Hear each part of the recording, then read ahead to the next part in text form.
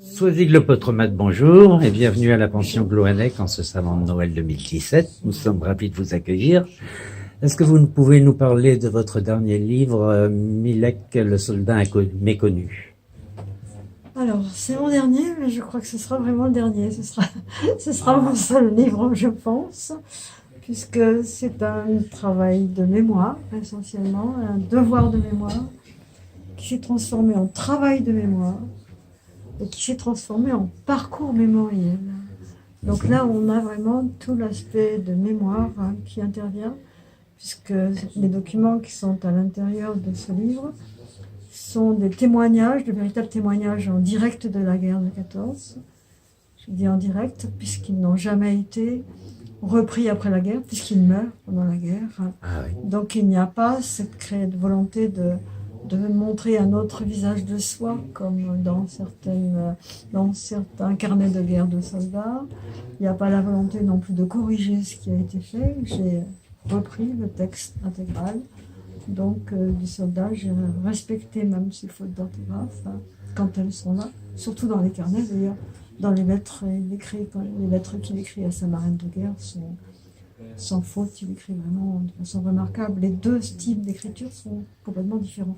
Dans les carnets, on a un style haché, forcément, un style qui est beaucoup plus de l'instant, du moment. Il écrit comme il peut, quand il peut.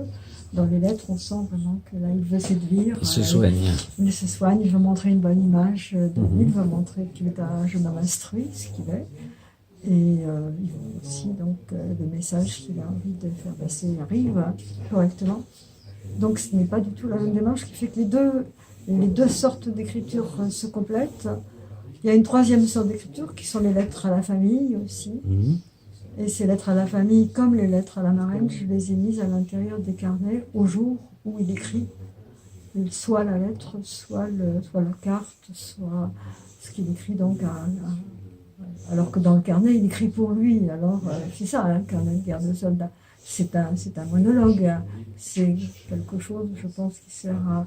on ne sait pas trop pourquoi il l'a fait, mais c'est pour ne pas oublier, pour être capable de raconter après, pour se souvenir aussi. En tout cas, ce qui est certain, c'est qu'il se sert de ce qu'il écrit dans son carnet pour raconter après des épisodes de la guerre que sa marraine de guerre, par exemple, que Jeanne, donc sa marraine de guerre, lui demande de raconter.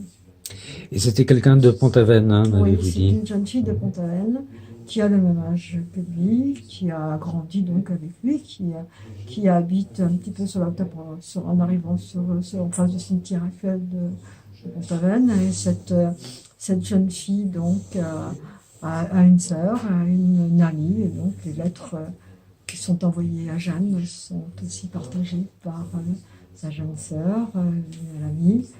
Ce qui fait que, et puis aussi partagé par d'autres personnes, ce qui fait que moi, ça m'a donné un petit peu plus de facilité pour transmettre ces lettres aussi à d'autres lecteurs, puisqu'elles avaient déjà été lues avant, pas simplement par la destinataire.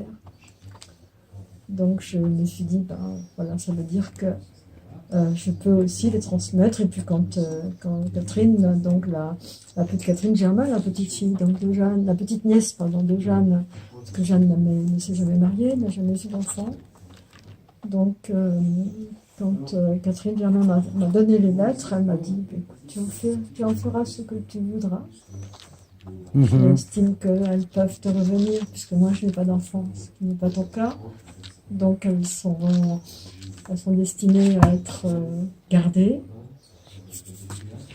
Et cette jeune fille, donc, ils vont avoir des relations épistolaires pendant 6 bons mois, un peu plus même, jusqu'au mois de mars donc 1917. Et à partir de ce moment-là, après il y a rupture du courrier. Rupture, oui, je pense, au cours d'une permission à Pont-Aven, oui.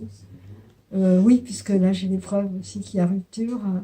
Il écrit à son grand ami qui est mon grand-père en fait, donc, et à Louis, et il lui écrit donc non, tu sais, je me porte bien, c'est pas parce que il y a une rupture avec une que ma vie s'arrête. Oui, d'accord. Donc on sent bien, il est quand même très affecté, il était très amoureux.